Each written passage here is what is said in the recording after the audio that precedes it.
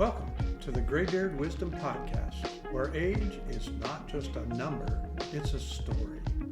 I'm your host, Mark Freeman, guiding you through the timeless tales, invaluable insights, and hard-earned life lessons from those who have walked the path before us.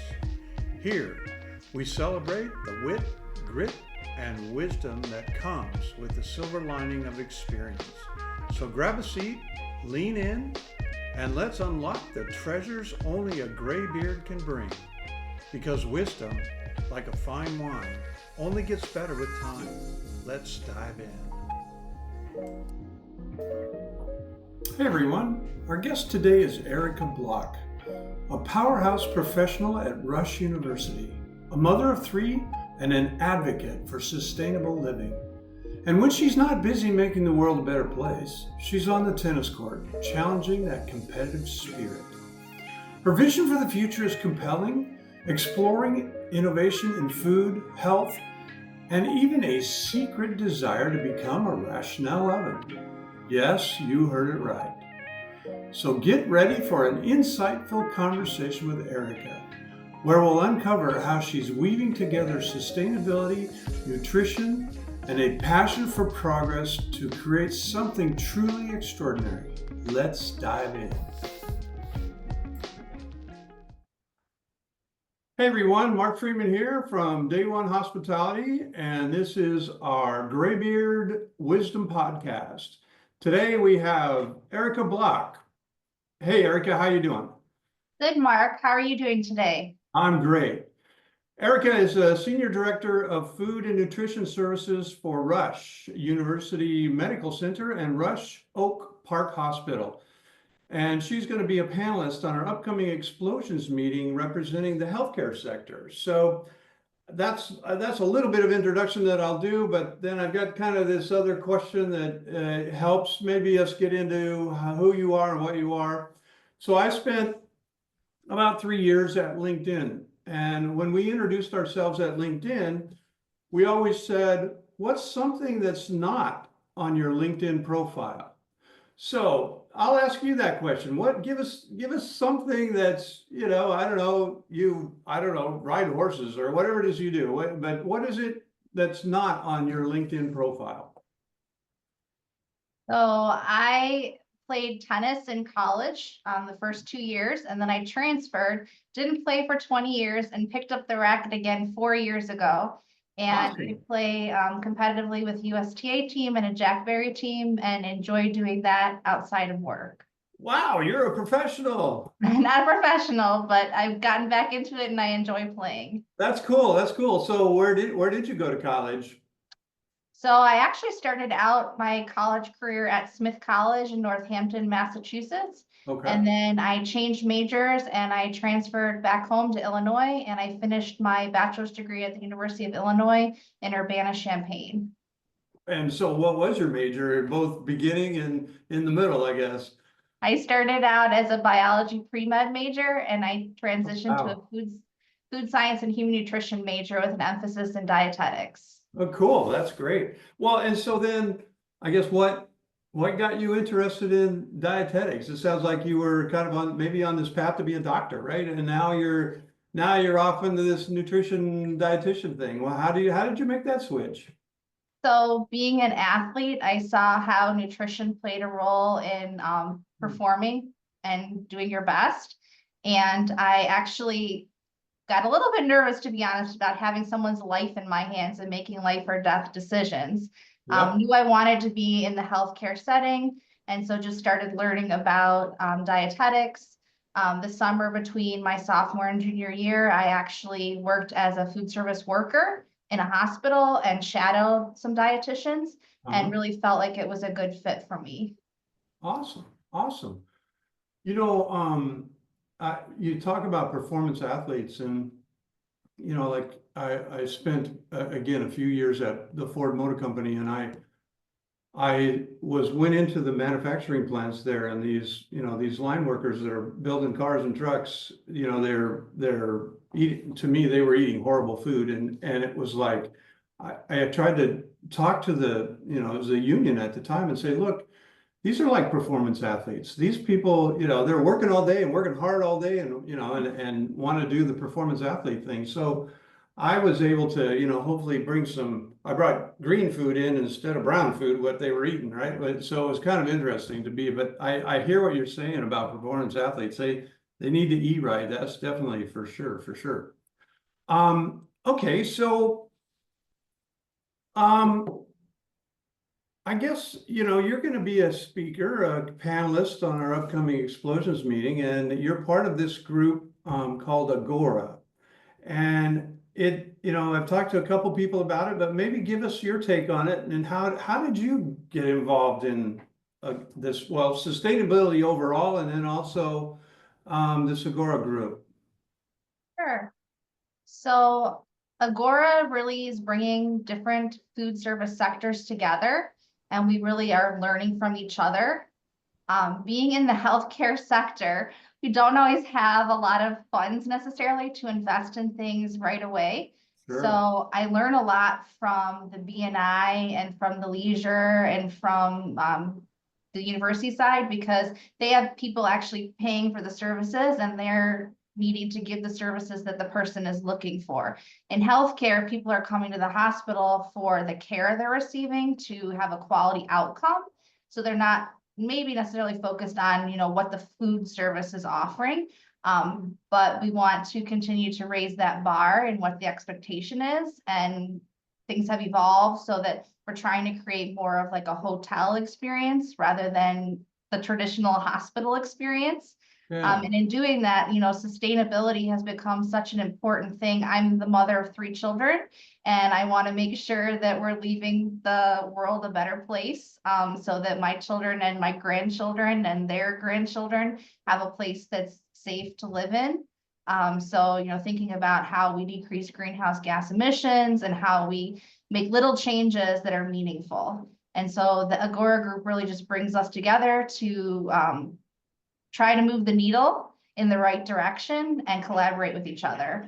And I actually got involved because I'm a part of another organization, IFMA. I'm on the Food Leadership Council, and I met Jim Green through that group. And he really spearheaded putting this group Agora together.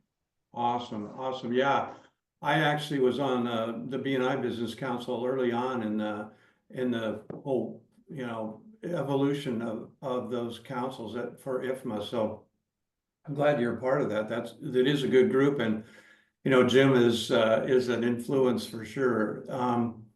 So okay, so it sounded like these college universities and BNI were way ahead of what you were up to, and so you got in to learn. But I'm guessing that you were probably doing some things around sustainability that they can learn from you. I mean, and I, what I equate it to is when COVID hit, the B&I sector went south really quick. I mean, they shut down buildings, they sent everybody home and all that kind of stuff.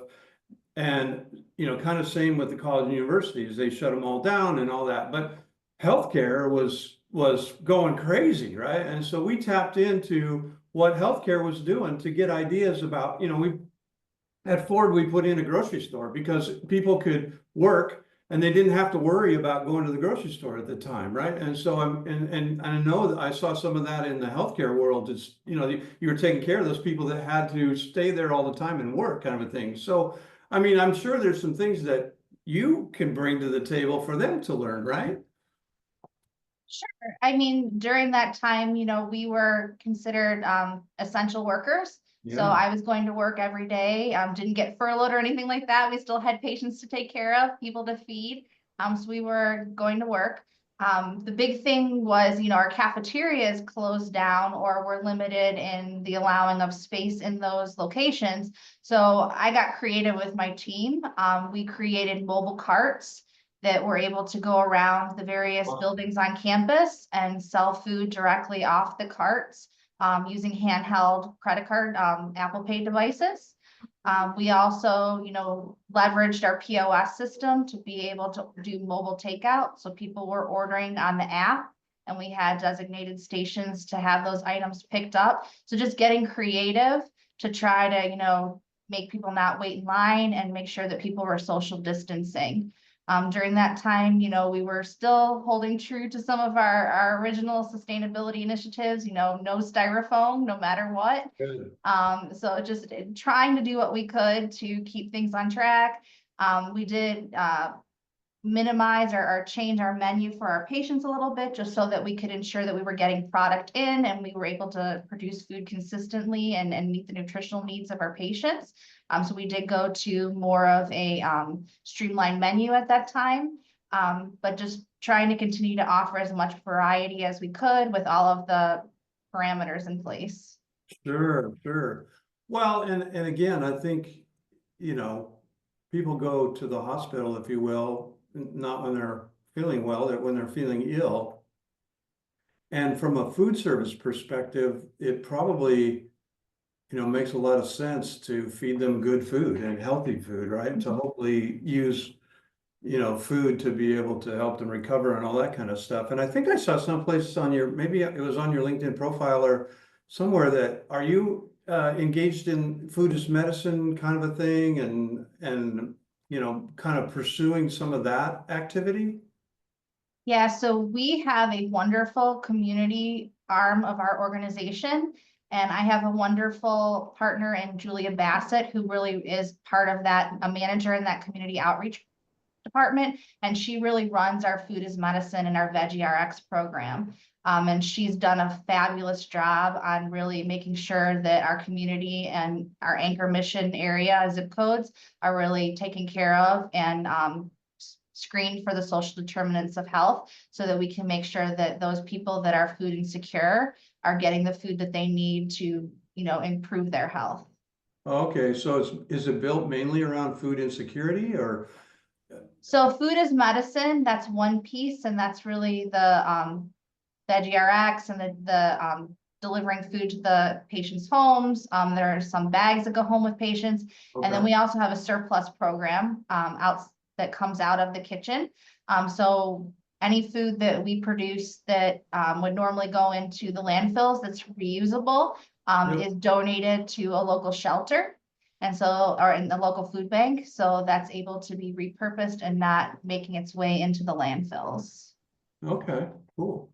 Well, and then kind of getting back to Agora, I mean, what are some of the things that you're working on as a group to be able to solve some of these sustainability, you know, concerns or issues? So there's a portal that's being created to really help us identify where the food is coming from and have more transparency there, because sometimes what happens is when we're ordering from a distributor, the information is not readily available from them as to if something is certified sustainable or exact location information. And so that makes it hard when we're trying to collect data for, you know, greener, or for like GFPP, Cool Food Pledge, to be able to have that certified as meeting the criteria to meet the data requirement for those certifications. Okay, so tell me about the portal. So I have a vague knowledge of it. What it seems to be doing is bringing manufacturers and operators together to be able to focus on, you know, maybe it's small manufacturers that can't get into the big conglomerate buying companies, and, you know, and they can present their food or their solution to, you know, if it's packaging or something like that, right? Is that kind of what you're trying to do, is break down the barriers between manufacturer and operator? Yeah, so it's really creating more transparency. So the more hands in the pot, sometimes the lack of information from the beginning point to the end user. So Yeah. making sure that we don't lose the data and we don't lose the information in between, so that the end user knows exactly where the product is coming from, knows exactly how the product was produced, and knows that they're meeting the requirements, for example, with the Good Food Purchasing Program, that they're meeting those pillars within that program. Okay, and then I'm guessing it's I don't know, a buying site, the hub, is probably a buying place where people can go in and kind of do a search, and if they're looking for whatever they're looking for, they can search and it'll bring up a list of companies that may fit that criteria. Is that kind of how it goes? So it's still in development, but as far as what it looks like it's going to be able to do in the beginning stages is yes, you'll be able to look for an attribute or something that you're looking for, and it'll be able to tell you what manufacturers have completed the data upload that provide that attribute. Okay. Okay, that's cool. I think that's a fantastic opportunity for the industry, right? To be able to do those kinds of things, I guess. Um, well, so I think you said you made a decision when you were in college to kind of think more about sustainability. I mean, where else did you get your inspiration for having this passion of sustainability? So a lot of it too comes from my children, what they're learning in school and what they're asking. I live in a community that recycles, and so we have two separate garbage cans, and making sure that we're putting our cans and our items that meet the criteria in the recycling bin. And Good. the inquisitiveness of my children really spearheads me to want to get involved and do more. I walked in 6 years ago to an organization that was already very focused on being sustainable and doing the right things for our environment and for our local community. And so I was blessed to be able to learn from what they had already been doing and grow the program. That's cool. That's cool. And, I'm always inquisitive about, the future, I guess. And so, I mean, maybe tell our audience a little bit about what you're thinking about as, sustainability is a big word, right? I mean, there's a lot of stuff in it, food waste and packaging and, a plethora of stuff. I mean, what are you working on now that beyond what Agora is doing to bring a more sustainable food program to your program? So we're really focused right now on local partnerships. Okay. So how do we drive purchasing more locally? We've had a lot of great success this past year. For example, there's a rice that's produced in Southern Illinois, Cahokia rice, that's got a higher protein content. We've been able to work with our distributor and our GPO to have that brought in under the programs. And so we've been able to convert all of the rice that we're using on the patient menu to the Cahokia rice. We're also focusing on offering more plant forward options for our patients and educating the patients on why it might be healthier to implement some more plant forward into their variety in their menu. So we have a stuffed green pepper that's made with that Cahokia rice that is vegetarian. So no meat in there, but with the mise en place and with the rice and some cooking, we've been able to still make it feel hearty, like you're eating a traditional green pepper, which is one example. We also took our meatloaf. We had a very popular traditional meatloaf recipe, and we added mushroom blend. So it's a 50-50 blend. And by doing that, we lowered the saturated fat. Potentially we're lowering, the carbon emissions by, not having as much beef in that product per se, Yeah. and offering a healthier version of that traditional option.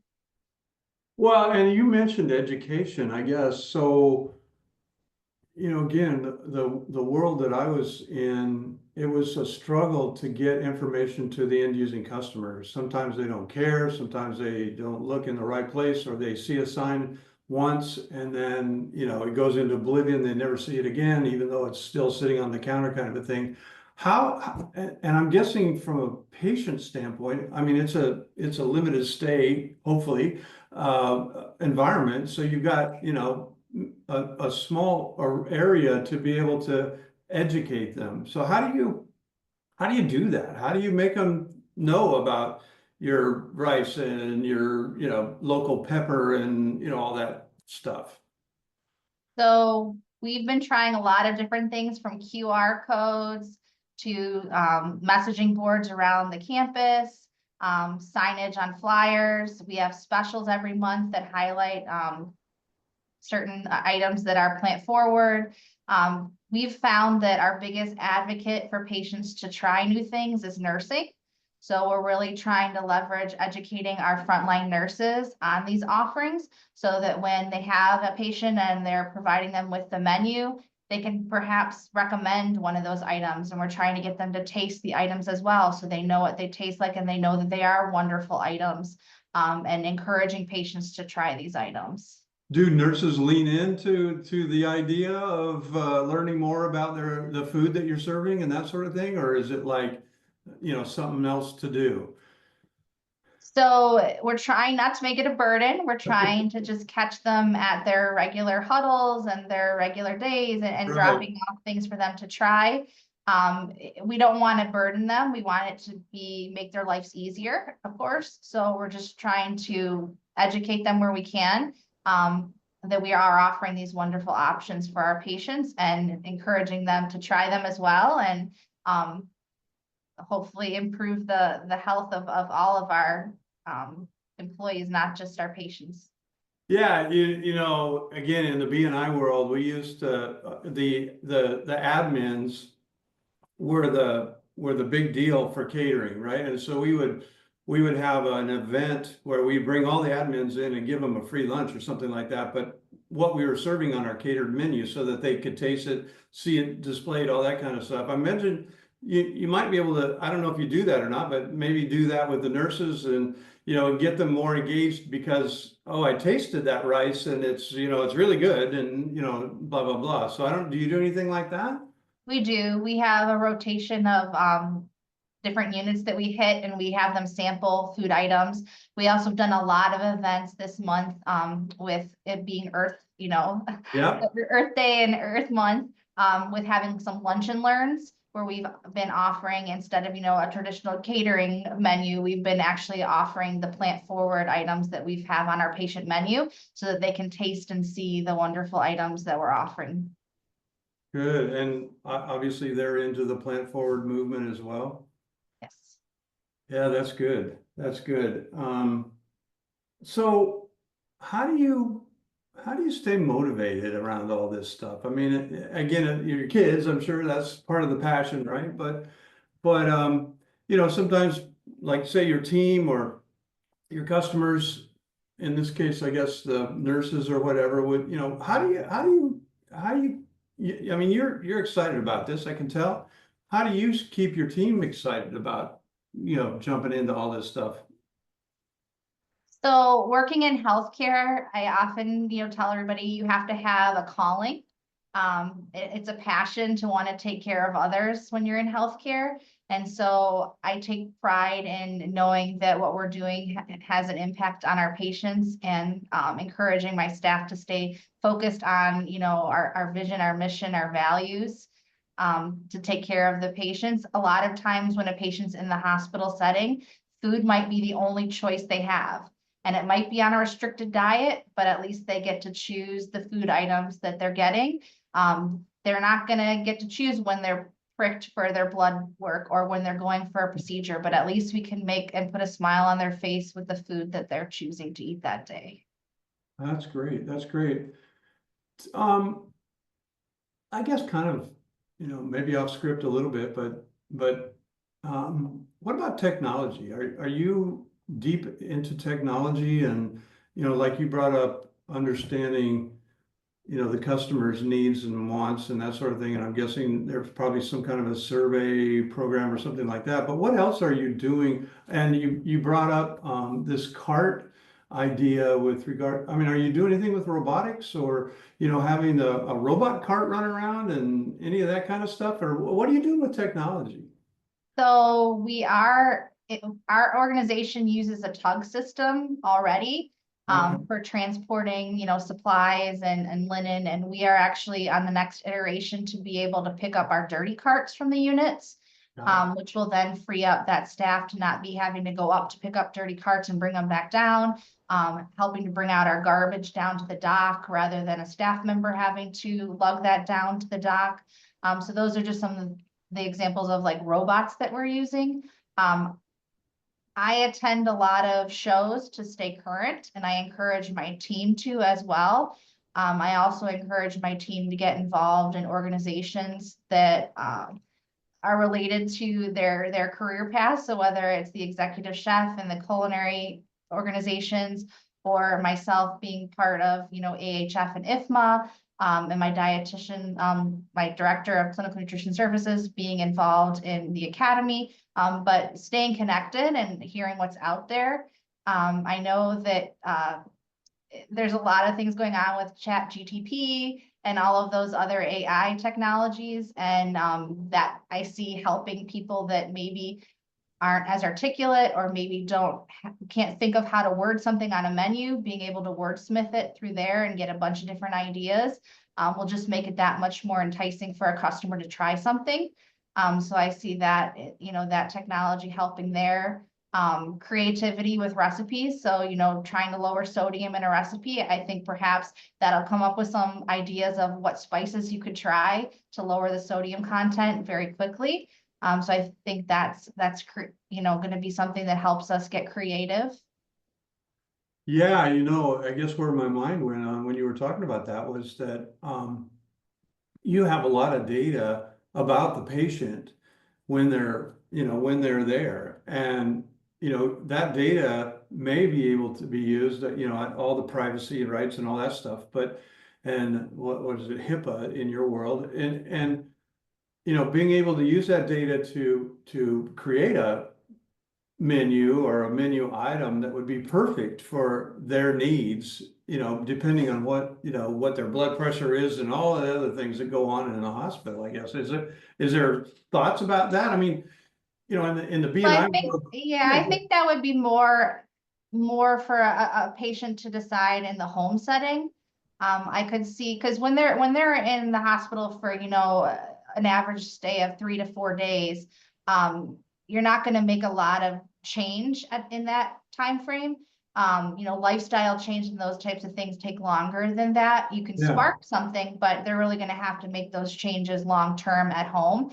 So that might be something more in like an outpatient setting.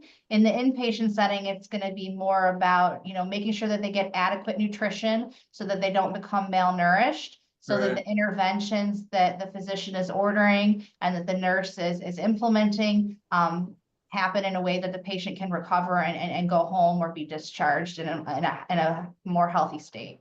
Got it. Got it. Okay. You know, you were talking about the tug system and the robots. I went to, when I was working at Microsoft, I used to go around and try and steal ideas, right? And I went to this hospital and they had a system like that. And I was really intrigued by it because it, you know, there's a lot that goes into figuring out how people get into an elevator, how a, you know, cart gets into an elevator. And then things I never even thought about was related to like the fire, when you know, there's a fire, the tugs are in the way. And so they apparently they're programmed so that if there is a fire, they go to a particular place out of the way so that, you know, people can egress and that sort of thing. So it was really intriguing to me. And I'm guessing that we're kind of on the cusp of really getting into a lot more robotics and pretty sophisticated robotics, you know, because again,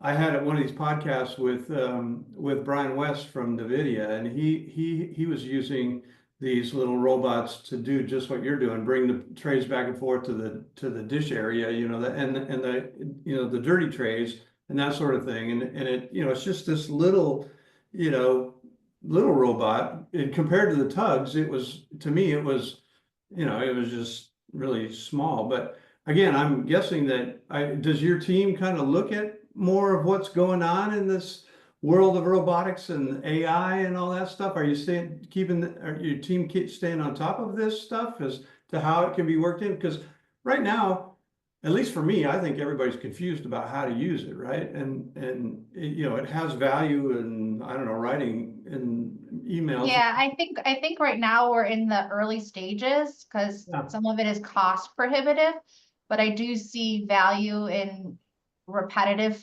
things like, for example, we're producing, 300 side salads for the patient tray line. And there's an arm, I think it's Alfred, I think, I forget the name of the arm, but the arm can do, repetitive motions Yeah. and build things. So I could see that taking some of that onus on some of those types of items and Yeah. allow to, use our staff to more engage with the patient, with the customer, in a more meaningful way. Which also I think will add more, value to their work as well, when they get to Sure. actually engage with the customer. But I see those things out there. It's just, making them accessible from a cost perspective, I think is the next hurdle. Well, yeah, and that's kind of again where my mind went is, you're restricted because of cost and you've got to be very aware of costs. But, to me, the medical world is moving into robotics to do surgeries. And, that's so to me, it seems to fit with the culture that probably is starting to develop within the hospitals, that it's okay to have these robots and they really do provide a huge value and that sort of thing. And then, equate that to the food program, right? So, yeah, and I guess kind of thinking about that. So, how do you sell ideas up your management chain? Is it, here's what it's going to cost and here's the value and hope and pray that they go for it? Or, I mean, what is it how do you approach that? So having an ROI, return on investment, looking at the time it'll take to get that return on investment. It's not all the money, the financial, there's also, the impact to the customer Yeah, experience and the quality indicators. So it's really looking at the big picture. Is this going to impact labor? Is it going to be a cost savings in, labor dollars? Or, efficiencies or safety. So just looking at the whole picture and the whole return on investment from all angles and all of our pillars, and then, presenting that in a meaningful way. Sometimes it's yes, and sometimes it's not right now, but we'll look at it in the future.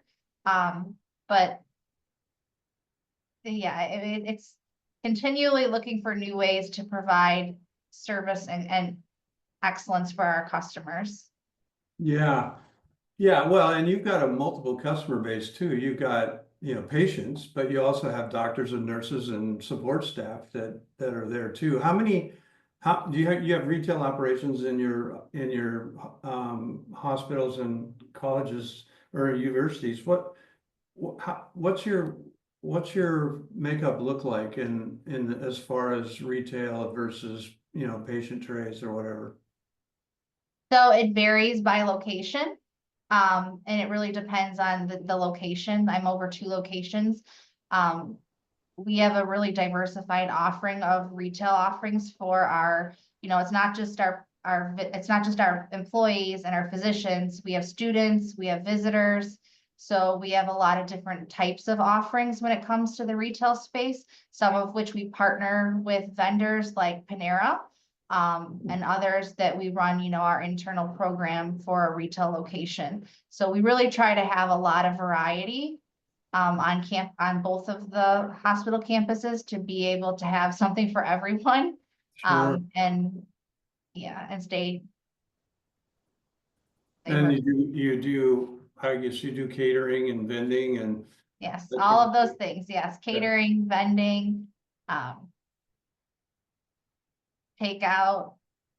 Well, so again, it sounds like you're a forward thinker and kind of trying to be on top of everything all the time and bring in what's new and cool that's cost effective and has a good ROI on it. What's keeping you up at night? What is it that you're thinking about and concerned about as far as, anything really? I mean, sustainability or, like I say, technology or any of this kind of stuff. What are you focused on? I think the big thing right now is the impact things like the tariffs are gonna have on food cost, the impact of the avian flu on eggs and chicken. So as our food costs go up and we're trying to, drive quality, that can compete. So how do we continue to, move the needle on the quality offerings and the sustainability, while costs are going to go up? So, looking at, maximizing our SKUs and looking at ingredients and offerings, and we may have to adjust the amount of offerings we have so that we can ensure that we continue to offer the highest quality items. Yeah, and again, I was at LinkedIn for a while in the South Bay of San Francisco, and there's a lot of crazy stuff going on down there. But one thing that I was starting to pay attention to, and this is from a sustainability standpoint, was, and don't laugh at me here, but it was cultured meats. So taking a cell of a cow and growing hamburger from it. And it's a little kludgy.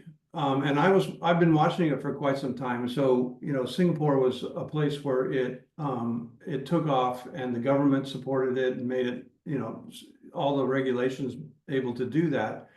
The US was a little bit behind that, but now the FDA has approved, the use of it, and so in Southern California or Northern California, it's just going crazy, the number of startups that are starting to fiddle with this. But are you doing anything with cultured meats from a sustainability standpoint? We are not currently doing anything with cultured meats. We do use some of the vendors that have the plant-based meat Yeah. offerings. Yeah. But not cultured meats yet. I don't think it's quite mainstream yet. And we may get there, and we may have to get there, with just how much CO2 emissions come from some of those animals, and just the fact that there may not be enough animals to feed our growing population. So I think that's at the forefront, and it's very creative. I just don't see it readily accepted yet. Yeah, it's kind of, like I said, it's kind of, test tubey kind of stuff right now. And we were approaching it more from a, feed the world kind of a thing, because Yes. there isn't enough land in the world to produce the amount of food that we need, because we're using it to grow corn for cows or whatever, cow feed and that sort of thing. So it's a big topic, but I just think that if it's accepted by the public, and that's a big if, it may be the future of what we're doing here. But anyway, so I recently I was on a panel, and it was a lot of different generations on the panel. I was a boomer, and there was, Gen X, Y, Z, and everybody in between, right? How do you on your, with your management style and your management team, how do you incorporate generations into what you do and how you manage? I mean, again, when I was at Microsoft, I was looking through a boomer's eyes, and my customer was, Gen Z. And I finally realized that I can't be, my decisions are not right. And so I created this group to bring people together of different generations to be able to hopefully make decisions better. But how do you deal with this generation, all these generations that are now in the workforce? So there has to be a lot of different ways that we're training. So the younger generation likes vignettes or small videos to learn things. Yeah. Older generation might prefer a manual. So creating multiple formats for educational materials, I think, has been a big thing. I try really hard not to stereotype or to hold people to a particular group, because not everybody in that generational group is going to be a certain way. So trying to develop learning plans for each individual and looking to leverage people's strengths, and then help support them as they develop their opportunities. So I think it's taking a look at each individual and really seeing how they learn, what their strengths are, what their opportunities are, and meeting them where they are so that they can grow and be successful in the role. Okay, yeah, that's good. And then I'm guessing that also maybe applies to your customers, the patients, right? I mean, that you obviously have multiple generations of patients that come in too, right? So there's that training can then be not only how your team works together, but also applies to the customers as well. Yes, I mean, the patient population is diversifying and there's a lot of different age groups there, and a lot of different, offerings need a variety to be able to hit all of those different types of people, and whether it be, what they eat at home is different than, other people, or what they eat because of their age is different than what other people eat because of the age difference. So making sure that we have a little bit of something for everyone, I think is going to be the key, as we move forward. That's awesome. That's awesome. Well, so again, you've been in the industry for a little while. I guess what advice would you give to someone who wants to get into the food service industry and maybe sees it as exciting as you do around dietetics and nutrition and food as medicine, that sort of thing. I mean, and it sounds like you talk to groups as well regarding the industry and that sort of thing. What advice would you give them? I would just say, don't be afraid to try things, ask lots of questions, be open to learning, be open to making mistakes, be open to changing your career. I mean, I thought I was heading down one path and learned about something else and switched paths. And I never thought I would get into leadership or food management, and enjoyed it during my dietetic internship, and ended up, going into that way after I got my clinical foundation. So I would just say be open and learn, be a sponge, learn as much as you can learn and absorb as much as you can. That's fantastic advice. And again, I use that through my career. I call it opening doors. There's 5 doors there, you open one, and then there's 20 doors behind it. And you just keep opening doors, and all of a sudden, you're in the middle of a career that you just really love because you've opened the right doors and been open to taking in all the information that you possibly can. So that's fantastic. So I'll wrap up here with just some not yes or no, but questions of maybe a one-word answer. And then I've got this kind of ending question that I'll surprise you with, and we'll see where this goes. So domestic travel or international travel? Domestic. Any particular place that you like to travel to? Warm. I like going down south where it's warm. Florida. Uh-huh. Yeah. You could be a snowbird then, maybe, right? I could, yes, I could. And I would definitely move farther south if it weren't for my family and my husband loving Chicago. Okay. Jazz or rock and roll? Rock and roll. All right. I think I know the answer to this one, but winter or summer? Summer. Yep. Mountains or skyscrapers? Mountains. Movies or books? Movies. Rice or pasta? Pasta. Breakfast or dinner? Dinner. Chocolate or vanilla? Ooh, that's a hard one. Chocolate. Okay, cool. So the last question, and I have a really good friend by the name of Andrew Montesano, and he always asked this question when we had job interviews. And it was interesting to see how people think. But the question that he asked was, if you were a piece of food service equipment, what would you be and why? Oh, wow.